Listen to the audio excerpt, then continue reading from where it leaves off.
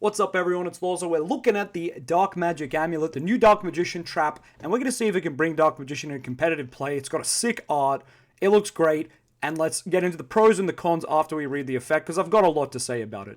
So, this is a normal trap card, and the first line of text says, you can activate this card the turn it was set by revealing a spellcaster monster in your hand. So think like the Malice traps, you're going to be able to set this turn 1, and be able to normal summon Rod if your opponent hand traps you. You can flip this card up, negate it, and say, hey, I'm going to reset this later, and we'll get into that soon. But what's cool about this is it's kind of like the Malice traps, as I mentioned, and that means you can bluff now in Dark Magician. You can set any card in Dark Magician, set your Dark Magic Circle turn 1, and bluff it for this, so your opponent's hesitant to whether they're going to hand trap you. Of course, if they have Imperm, there's nothing you can do, because sadly this card only responds to monster effects, which we'll get into right now.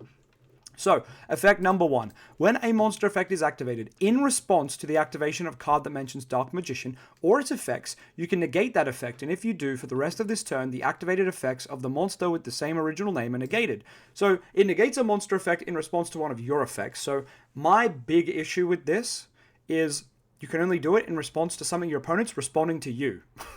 So you do something, your opponent responds, you respond with this. That is really silly to me, but we'll talk more about that later. Second effect, this is a good effect. If you special summon Dark Magician while this card's in grave, pay 2,500 life points, set this card. Yes, the life point cost is a little bit annoying, but set this card. Recyclable, meaning you could set it turn 1, normal your Rod, your opponent goes to hand trap your Rod with a monster, you go no by flipping this trap, and then later when you Magician Soul summon your Dark Magician, you can reset this card. Pretty damn cool. Let's go over all of the pros and cons now, because I've got a lot to talk about.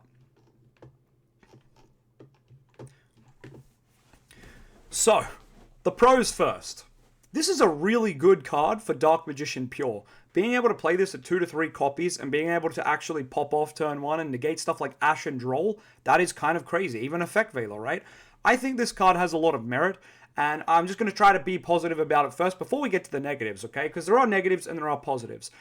Yes, we have a very high bar here at Yu-Gi-Oh! Because the meta is so fast, so this card basically needs to be God tier.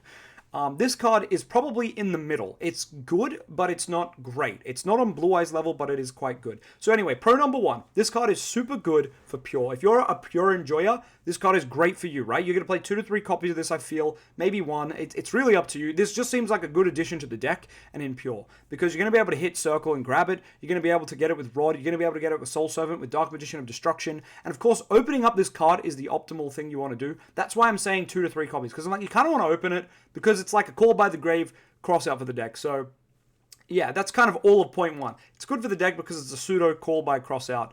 And most of all, it's good for Pure, right? Which I know some people don't care about, but that's just a good thing in general. Because the Pure you can play your archetype, the better it feels, in my opinion. Anyway, moving on. Point number 2 that it's a pro. You can activate this the turn it was set by revealing a spellcaster. A little bit annoying that you have to reveal a spellcaster, but is similar to Primate Drillbeam in a way where you do need to reveal another card.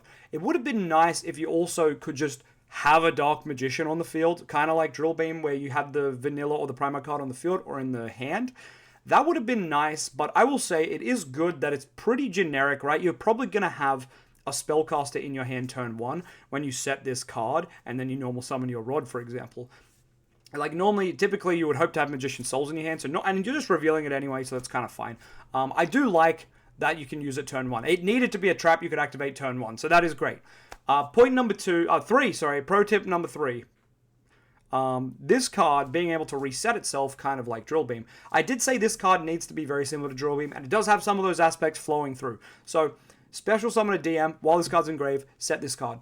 Let's just point out that the life point cost doesn't matter, because effectively Yu-Gi-Oh! Games go for 1 or 2 turns anyway, so like you'll probably reset this once or twice at most. Yes, it's annoying that your opponent could kill you because you reset this, but it is what it is, right? Dark Magician's pretty used to cards that kill ourselves, right? Eternal Soul, Gaze banishing its own thing. Like, we're used to negative effects on our cards. It's alright. I think it's a fine cost to pay. Other way around. No. Yes? I don't know. Anyway, third good effect. It's not once per turn. So you could use this to negate something, and then, I summoned Dark Magician, I'm going to reset it. That's crazy. That's just silly, right? I like that it's not once per turn on either effect. That's really great. The cons. This is a worse Drill Beam. you have to open it so it's called by. So 1, worst drill beam. 2, you have to open it for it to be like a call by cross out, so that's a bit awkward.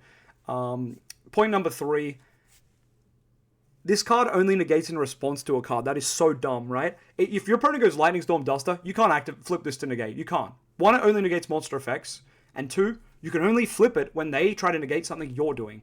So I go Eternal Soul, and then my opponent goes MST, and no, I can't even negate MST. They go, I don't know, Castor or something, I don't know, who cares? They do a monster effect, and then you can negate it. It's more so, it feels like it's more to play around hand traps, which is fine, but I just feel like this should have just been able to negate anything, but it is what it is. And finally, the point number 4, I've forgotten, but anyway, the card's alright, the card's mid. Oh, point 4 was, if you mix this into another archetype, it's not as good. It's kind of whatever.